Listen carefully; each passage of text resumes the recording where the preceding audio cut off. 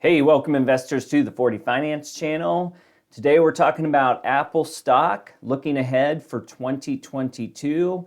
We got some new information from Apple as far as how their business has been trending with their most recent earnings report. So it is time to kick off 2022 with my Apple stock prediction, at least for the first half of the year. Now, what's unique about Apple in terms of price projections from a guy who's a fundamental analysis is they always seem to outperform. I've made a handful of Apple videos in the past few years, and sometimes you feel like you've got this company, the trajectory, you're right in lockstep of where they're going, and it's a huge company, right? So it should be a little bit easier to project than some other stocks, but time and time again, they exceed expectations. So for me, I'm done doubting any sort of overvalued talk about Apple. We're still going to look through the fundamental case, but we're also going to project ahead and give them a little bit of a buffer zone to see if I can keep them from getting ahead of me this time.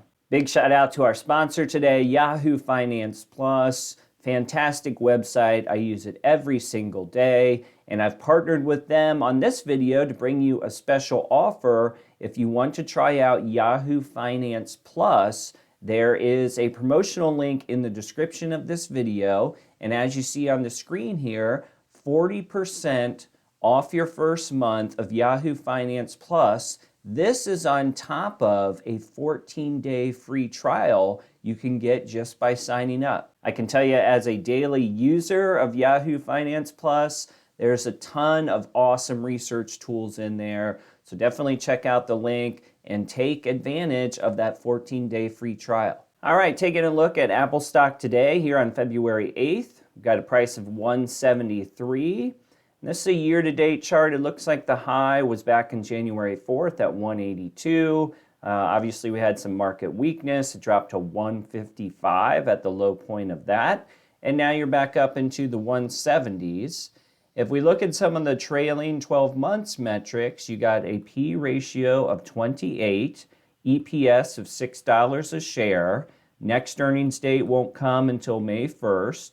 And this is a stock that has a dividend that not everybody knows about, 0.51% on today's price. All right, zooming out a little bit here on the 1-year view with our RSI and moving averages, 50-day and 200-day. And with Apple, right now you are very slightly above the 50-day. Now this does come off of a positive earnings report they recently had. You're well above the 200-day, and from an RSI standpoint, the low was back when the market was melting down, and that came in about 32, and you're at 56 today. Let me see if I can find a peak here. Looks like roughly July 12th or 13th, you had a peak of 75 on the RSI. Now, while we're in here, I want to show you one cool feature that Yahoo Finance just added to their charts. You can do these events, which basically populates the chart with some of the news items. So if you just select all here, you can see how these bubbles kind of pop up, or these circles, and you can actually go through the stock price as it's charted and see perhaps which one of the news items might have impacted the price at that time. Then you click on that and the actual news populates over here. So really, really cool feature, particularly for stocks that are very news dependent. And I would say that Apple is one of those where they can actually get a 1 or 2% boost on any given day, depending on what the headline is. All right, so we talked about the current stock price, and we looked at the charts to kind of get a feel for where momentum sits right now with Apple stock. Now let's start to build our price prediction. And if you're new to the channel, the way I do this is very, very simple math, right? We go back on stocks, particularly big ones like Apple, and we get a feel for what is the valuation multiple that Apple has traded at historically. So we look back for a few years and try to get a feel for what that range is. And then we look at EPS projections, and we combine that with how they've performed in the past. Put the two together, and you've got, an EPS score times evaluation, and that gives you a stock price prediction, certainly for the short term. And using Yahoo Finance, we can go back on annual metrics, which typically end on their fiscal year all the years prior. So you see how these dates are always September 30th. That's when Apple's fiscal year ends. So everybody else's Q4 is really Q1 for Apple. And if we go back in recent history during the pandemic, you can see that Apple's been anywhere from a 25 to 30 on their forward PE. Where it gets sort of interesting, though, is where Apple has traded in the past. And this is where you start to see a lot of fundamental guys like myself calling out like, hey, Apple is slightly overvalued at its current price. And of course, most people laugh and say, well, just look at the stock history. It just keeps going up. And while that's not a scientific rationale, you got to hand it to Apple because it has held 100% true over the past several years. But I feel like it is fair to call out that if there was ever risk to this stock price, it would come with a return to historical valuations. I'm not saying that that's going to happen. I'm just saying that there is a potential for it. And in that case, your multiple, it could potentially drop in half. You're at 28 some odd today.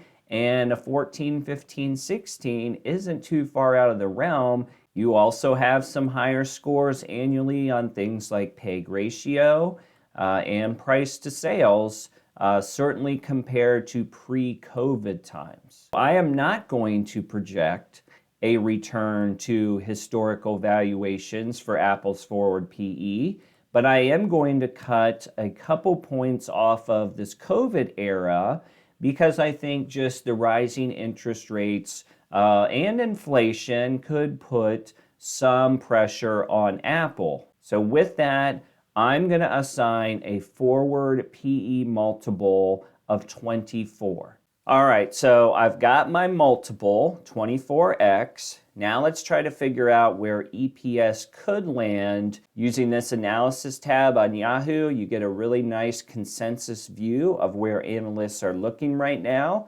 And the great thing about a mega cap like Apple, you have plenty of opinions. So the concept of consensus estimate almost hits a new level. And in the case for Apple here, you've got 37 analysts who are contributing to the consensus. Now, since we're in this fiscal year already, and we have 1 quarter under our belt, somewhere around summertime, just say July 4th for fun, we're going to start, analysts are going to start thinking a lot more about 2023. So if I want to build up a fair price that would last, say, through the 4th of July, then at some point I need to switch over to 2023 numbers and make a guesstimate there. So let's take the 655, but we know that there's a lot of things that are going to change, right? Prior to July 4th, if that's my target date. Apple will have plenty of new headlines in that time. We're going to have another earnings report in that time,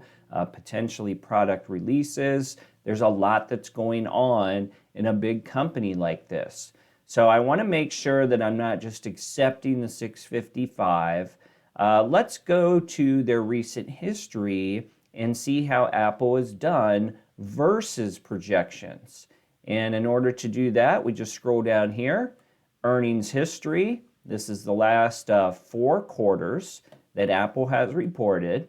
And you can see that the estimate for each quarter is listed at the top of the table. Then you get the actual, and what I'm really looking for here is what they call the surprise percentage. So how far up or down did Apple land in terms of the consensus estimate? You can see they have a pretty good track record, right?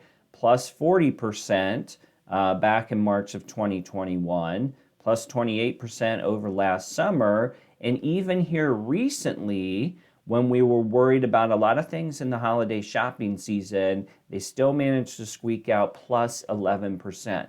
So this is a company, if you're going to play the odds, has outperformed their consensus estimate, and I'm going to assign a plus 10% to that 655. Okay, and another reason to feel good about Apple's EPS growth over time, even outside of how much profit they make, is the fact that this company has very regularly spent billions of dollars almost every single quarter, certainly in the past 3 or 4 years, of buying back stock. And if this chart is accurate, the quarter that ended in December of 2021, Apple spent $20 billion, over $20 billion in that single quarter alone, buying back shares of their stock. All right, one last chart to exemplify this here. This is macro trends, and this is Apple shares outstanding 2006 to 2021. I just did the 5-year view, and 5 years ago, there was 22 billion shares outstanding. Today, like I said, you're sitting just over 16 billion. I don't think this one has been updated. Yahoo's number that I looked at earlier was right at about 16.3 billion. So even if Apple's profits were flat from an EPS perspective since 2016, having 6 billion less shares to divide those profits by would have brought shareholder value to you, absolutely, for sure. All right, so bottom line for me with Apple, here we are on February 8th. You know, the bull case is honestly to keep doing what they're doing. We didn't talk about iPhone models in this video. We didn't talk about which watch number they're on. They just keep doing what they're doing, continue growing the user base because it's the whole ecosystem, right?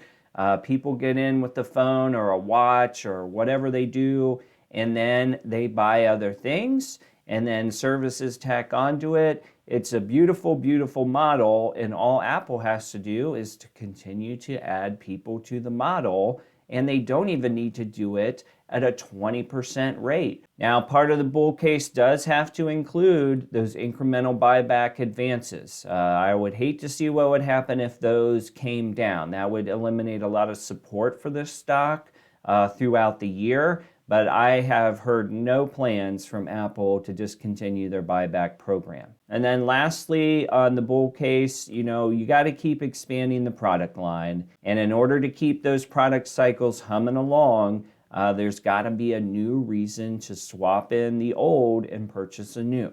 Now, on the bear case, you know, it is single-digit growth rates, which, like I said, generates a lot of money for a cash cow like Apple. But there could come a time, from a fundamental standpoint, that stock market investors don't want to pay 24x, 28x for Apple's growth. They want to drop it back down to the historical norms in the teens. We'll see if that day ever happens, but it's certainly a possibility on the table. Second bear case here, China market disruption. You know, we know what happened during COVID times, and Apple had a couple quarters in there where basically the sales from China went to zil. But now they're in full steam ahead again, and things are growing. And assuming they can continue to carry a strong political balance with China, there's no reason to think that this relationship won't continue. And these last couple of points are pretty obvious. You know, product brand reliability, you can't let your fans down. No monster brand like Apple can, so that's kind of self-explanatory. And then lack of innovations, right? Do people get bored at some point with the product offering? And it's always a challenge sitting at the top of the throne because finding the next big thing is not easy, particularly when the next big thing has to produce, you know, hundreds of billions of dollars. All right, so here's my price projection for the first half of 2022. You know, I said, you know, maybe through July 4th or sometime around July 4th, we'll start looking and talking about 2023. So my fiscal year 2023 EPS projection, I'm going to put it at 727. So that's plus 10% over the current consensus at 655. And I threw in another plus 1% just for the buyback factor that we talked about earlier. Then in terms of valuation multiple, I'm going to say the market gets a little tighter and I'm coming in at 24. You're at about a 29 today. and historical range is 17 to 30. So this is really where the meat of the price projection comes in here. I'm sticking with 24, and when you multiply 24 by 727, you get a price projection of, it was really 174 and some change, rounding up, and it's 175. That's up only slightly from today's 172, and I think during this video, Apple actually got to 174. So as much as I tried to pad my Apple projection, it's still hard for me to get to where today's price is. And I'll say that coming off of the earnings report, the stock's really sort of on fire right now. It wouldn't surprise me to see some small dips that just happen as the news cools off, if you will. And so if it were me, I would say anything under 145 is a good deal, right, in terms of fair valuation. I'm not saying the price will get to 145. I'm just saying that, in my opinion, if you don't have an Apple position and you want to add to Apple, I would be more inclined to wait for 145. All right, guys, so that's my Apple stock price projection for the first half of 2022, in and around July 4th, something like that. Shout out again to Yahoo Finance Plus. Thank you for sponsoring this video. Don't forget to check out their special offer in the description. And of course, please give the video a like, share with your friends. Thank you very much. We'll see you on the next video.